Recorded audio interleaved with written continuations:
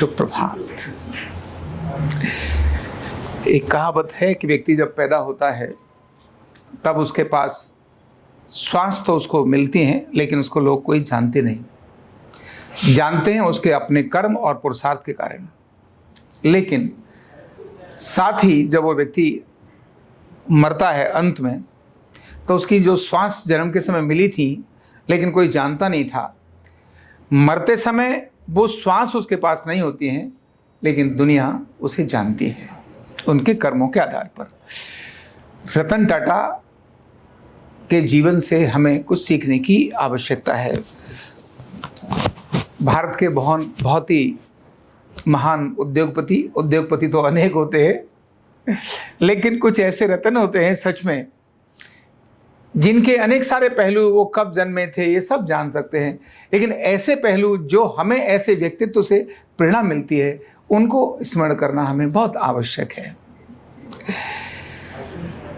रतन टाटा एक ऐसे व्यक्तित्व, ऐसे महान व्यक्तित्व, जिनको ये सारा देश, चाहे वो इस भारत के प्रथम उद्योगपति बेशक न रहे हों, लेकिन लोगों के दिल में प्रथम स्थान उद्योगपति के नाते जरूर है।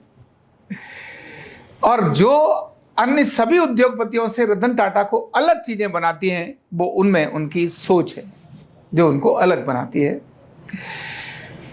दो चीजों का हम यहां पर जिक्र करेंगे। एक है उस व्यक्ति की सोच कैसी है, और दूसरा जो उसको प्रारब्ध में मिला है, उस प्रारब्ध में मिले हुए संकट को उस व्यक्ति ने कैसे मात दी।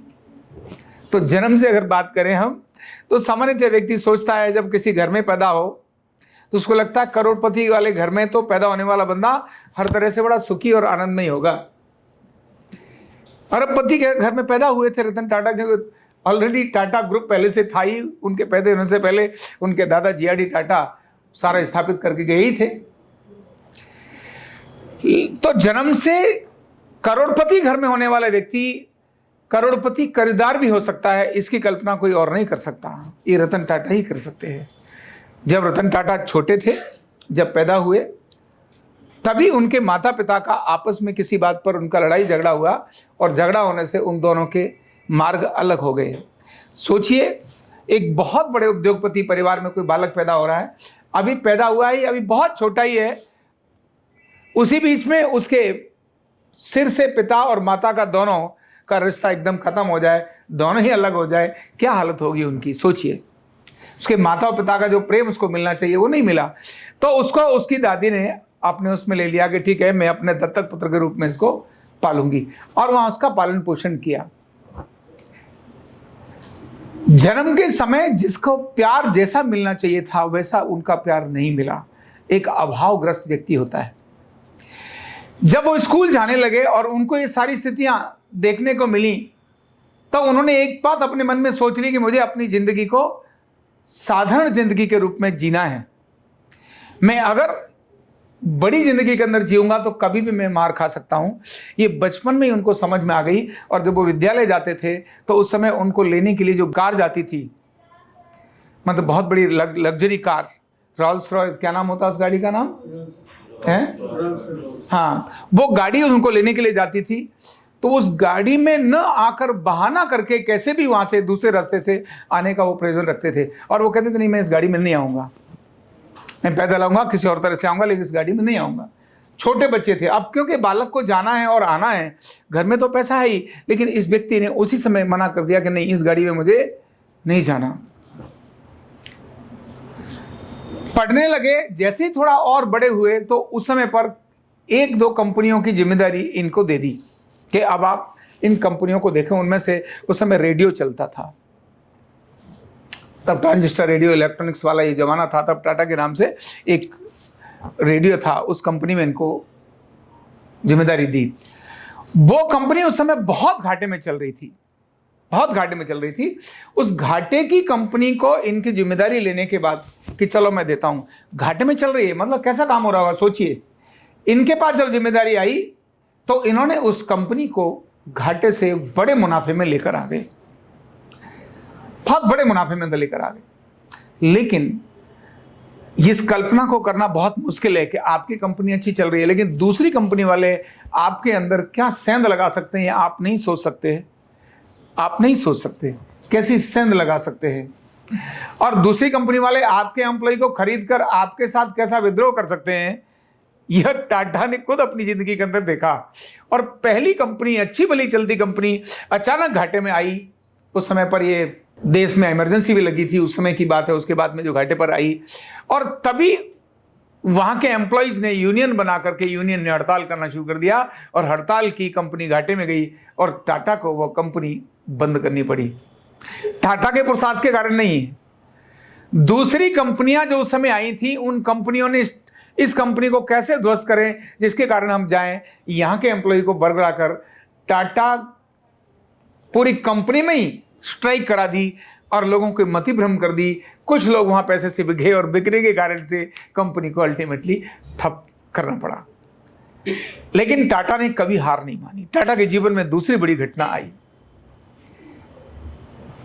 और उन्होंने मोटर्स के रूप में जो टाटा मोटर कंपनी शुरू करी थी और उसमें टाटा मोटर कंपनी में जिन वाहन को बनाया, उस वाहन को बनाने के बाद मार्केट में वो पिट गई। कार के रूप में पहली गाड़ी उन्होंने बनाई थी। इससे पहले टाटा के ट्रक वगैरह सब चलते थे, वो सफल थे, लेकिन कार के रूप में जब लेकर आए तो बहुत बड़े घाटे में वो कार इनकी चली गई। अब सुझाव देने वाले भी लोग होते हैं, क्या करें कैसे करें। तो लोगों ने कहा, जो उनके अपने एडवाइजर्स होते हैं, उन्होंने कहा कि एक काम करो, अब इस कंपनी को बेचना ही चाहिए क्योंकि इतनी बड़ी कंपनी को आप क्या करेंगे, तो बेच दो किसी को। तो उन्होंने फोर्ड, जो उस समय की दुनिया की बड़ी कंपनी थी, उसके मालिक को जाकर संपर्क किया और उसको बात की और मालिक से संवाद किया। अब ध्यान रखना, कोई हारा हुआ व्यक्ति कहीं जाता है तो उसको मान सम्मान नहीं मिलता। हारा हुआ व्यक्ति कहीं जाता है तो मान सम्मान नहीं मिलता, जीते हुए व्यक्ति को मान सम्मान मिलता है। और टाटा के साथ ऐसा ही हुआ। उस फोर्ड के मालिक के साथ जब उन्होंने बातचीत की तो उन्होंने घंटों बातचीत में जब डिस्कस हुआ तो उन्होंने कहा कि जब तुमको समझ ही नहीं थी, तुमको इस सारी एरिया की जानकारी नहीं थी, फोर्ड का मालिक कहता है टाटा को, रतन टाटा को, तो तुमने इसके अंदर इतना बड़ा पैसा क्यों लगाया? कि जब तुमको जानकारी नहीं है तुमने पैसा क्यों इतना इन्वेस्ट कैसे कर दिया जो इतना बड़ा घाटा तुमको हो गया?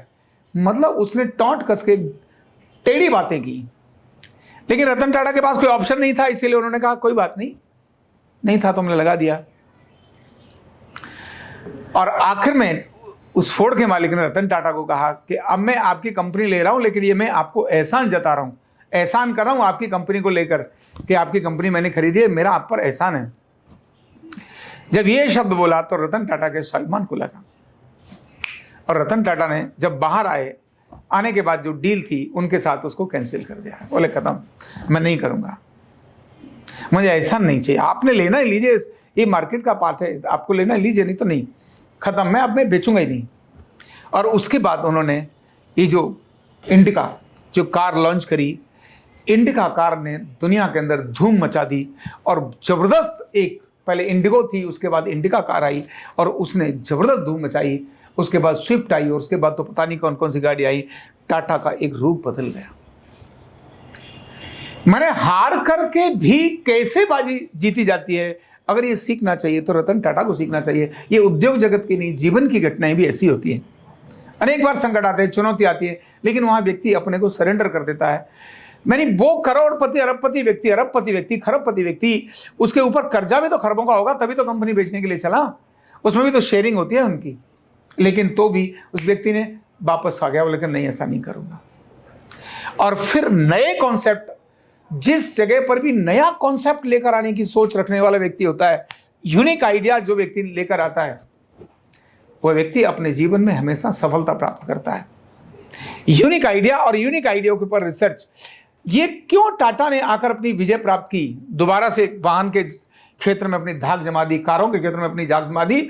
और लैंड रोवर, क्या नाम है उसका, बड़ी जो लग्जरी कार है, आज भारत की नहीं दुनिया की बड़ी कार है, जिसके बारे में परचेज करने से पहले जितने भी सुरक्षा के रूप में अगर गाड़ी किसी की परचेज करनी हो तो टाटा की गाड़ी लोग परचेज करना चाहते हैं। टाटा की मतलब मजबूत गाड़ी, ऐसा बोलते हैं। वही टाटा, एक नई सोच उसने इनोवेट करी और सबसे सस्ती कार, दुनिया के अंदर सबसे सस्ती कार मतलब अगर मैं डॉलर करूं तो उस समय पर $5 60 का था,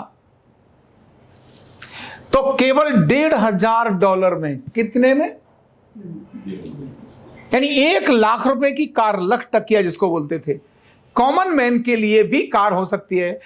एक टाटा ने इनोवेट की और सारे भारत को उस समय बहुत बड़ी एक धूम मच गई। हर व्यक्ति जिसको कार की चाह थी लेकिन कार नहीं है तो उसने कार परचेज की। एक इनोवेटिव आइडियाज। लेकिन टाटा ने एक कॉन्सेप्ट अपना अलग रखा जो बाकी उद्योगपतियों से अलग है। बिजनेस में मार खाना, आगे बढ़ना, मार खाना, ये जिंदगी का पार्ट हो सकता है। यहां कॉन्फिडेंस, आत्मबल, ये बहुत बड़ा मैटर करता है। ये जो संकट झेले ना बचपन से, जिसने उनको संकटों को मात देना आ गया, वो जिंदगी के अनेक सारे संकटों को मात दे सकता है। और जिसने संकटों के सामने सरेंडर करना शुरू कर दिया, वो जिंदगी में कभी जीत ही नहीं सकता है। इसलिए उद्योगपति बच्चे को भी, बड़े घराने के बच्चे को भी संकटों में से उसको निकलना ही चाहिए।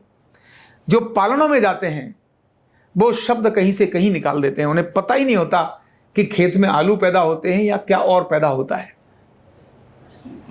क्योंकि वो पला उसमें हो तो उसको पता ही नहीं। इसलिए संकट झेलने के बाद बालक जब निकल के जाता है तो रतन टाटा बनता है। रतन टाटा की और एक क्वालिटी, जो रतन टाटा की क्वालिटी है, सारे उद्योगपति रतन टाटा कहते थे मुझे दुनिया के टॉप उद्योगपतियों में नहीं बनना, पहले 5 में भी नहीं बनना, लेकिन दान करने में पहले व्यक्ति बनना है।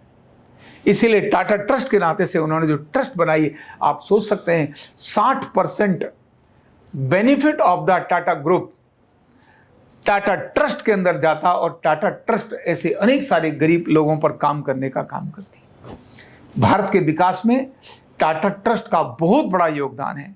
अभी जब कोविड आया तो 1,000 करोड़ से अधिक पैसा टाटा ट्रस्ट ने प्रधानमंत्री राहत कोष को दे दिया कि देश की आवश्यकता है, आप संभालो। जब भी कहीं कोई चीज की उन्नति की बात हो तो दान के क्षेत्र में दानवीर अगर किसी को आ जाए तो टाटा को कहना चाहिए। और पैसा कितना भी हो, व्यक्ति को सोना तो एक निश्चित 3 वही 6 पर ही होता है, और खाना जितना बड़ा आदमी हो जाता है उतना कम खाना उसका शुरू हो जाता है।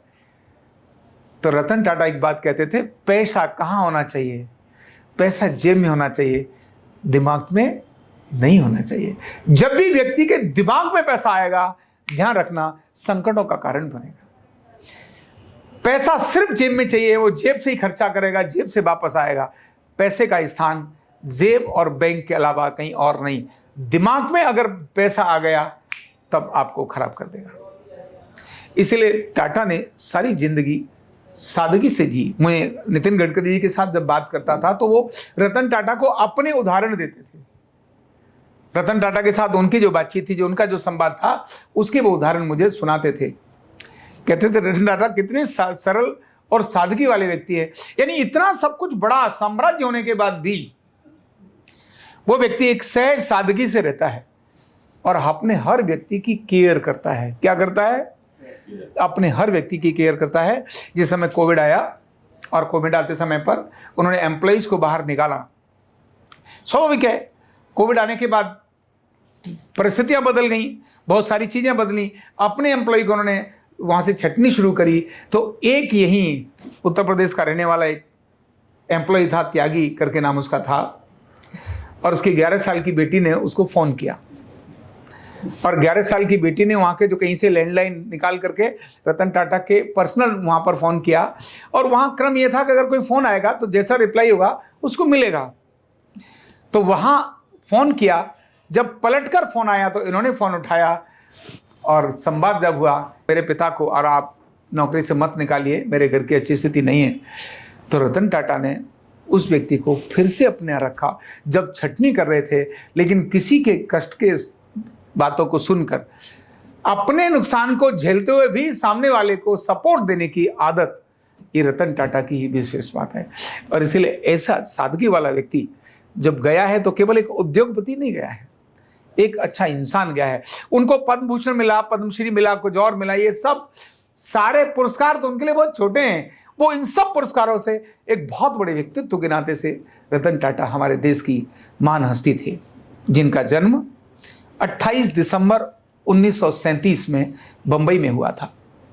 एक नई परंपरा और थी, जो पारसी परिवार होते हैं ना, उनको उनका जो संस्कार होता है, उस संस्कार में देखो कहाँ बड़ी सोच की बात है ये। रिजिडता से व्यक्ति नहीं जीता, परिस्थितियों के हिसाब से व्यक्ति चलता है, रिजिडता से नहीं जीता। अंतिम संस्कार की जब बात आ रही तो पारसी परिवारों में जो मृत्यु के बाद उनका संस्कार होता है तो एक निश्चित स्थान होता है, एक टावर होता है, उसको टावर ऑफ पीस बोलते हैं, उनके यहाँ भी कोई उसका नाम विशेष होता है। उस पर उस शव को लिटा देते हैं और गिद्ध आते हैं, गिद्ध और चील आते हैं और उसको खाकर खत्म कर जाते हैं। जब हड्डियां रह जाती हैं उनका आखिर में उनका संस्कार कर दिया जाता है। ऐसी एक प्रक्रिया रहती है, लेकिन गिद्ध नहीं है आज। और गिद्ध नहीं है उसका बहुत बड़ा कारण है हमारा आधुनिक विज्ञान। गिद्ध को खत्म करने में एक बहुत बड़ा है, वो है दूध उत्पादन करने के लिए गाय और भैंस को दिए जाने वाले हार्मोनल इंजेक्शन। जब वो हार्मोन्स वाले इंजेक्शन देते हैं, उससे इनफर्टिलिटी गिद्धों में शुरू हो गई। मैं आज से कई वर्ष पहले बात बोली थी कि जो भैंस को दूध देने के लिए निकाला जाता है, एकदम इंजेक्शन लगाओ सारा दूध छोड़ देती है। वो जो हार्मोनल इंजेक्शन है, एंड उस हार्मोनल इंजेक्शन का जो इफेक्ट शरीर में पड़ा और उसको गिद्ध ने खाया, गिद्ध के खुद को इनफर्टिलिटी हो गई और उनकी संतानें पैदा होना बंद हो गई और गिद्धों के संकट हो गए। आज भारत में 2% भी गिद्ध नहीं है, इतने गिद्ध होते थे जो प्रकृति का संरक्षण करते थे। वहां के संस्कार की परंपरा भी ऐसी है, प्रकृति का शोषण नहीं, प्रकृति का पोषण होना चाहिए। गिद्ध क्योंकि मनुष्य को खाता है, मृत्यु हो गई है, अब उसको यानी बॉडी जो है किसी खराबी का कारण नहीं बननी चाहिए। शरीर किसी प्रकृति पर, समाज पर, देश पर भारी नहीं बनना चाहिए। इसीलिए उन्होंने कहा मृत्यु हो गई, अब उसको ऊपर डाल दो तो चील जानवर खा जाएंगे, खाने के बाद जो अस्थि बचेंगी उनको एक निश्चित स्थान पर उनका संस्कार कर दिया जाएगा। ऐसी एक प्रक्रिया पारसी परिवार की है। दूसरा उनका क्रम है उसको अग्निदाह देना। अग्नि देने से भी शरीर जल गया और खत्म हो गया, ऐसा क्रम ऐसा होता है। तो टाटा का भी संस्कार चीलों के अभाव में, जो भारतीय परंपरा है संस्कार जलाने का, इस प्रकार के उनको अंतिम संस्कार किया। ऐसे रतन टाटा, ऐसे महापुरुष से उसने उद्योग जगत कैसा है, कितनी बड़ी उनकी नेट वर्थ है, ये नहीं है। उनका नेट वर्थ क्या है, उनकी नेट पर्सनालिटी क्या है, देश के विकास में उनका योगदान क्या है, और एक मानवता के रूप में, एक अच्छे मानव के रूप में उनके अपने जीवन के संस्कार क्या हैं, ये हमें स्मरण करके अपने जीवन के लिए उपयोगी बनाते हैं, हमारे आत्मविश्वास को जगाते हैं, हमारे आत्मबल को जगाते हैं और अपने संकटों में हमें वो संबल देने का काम करते हैं। बहुत बहुत धन्यवाद।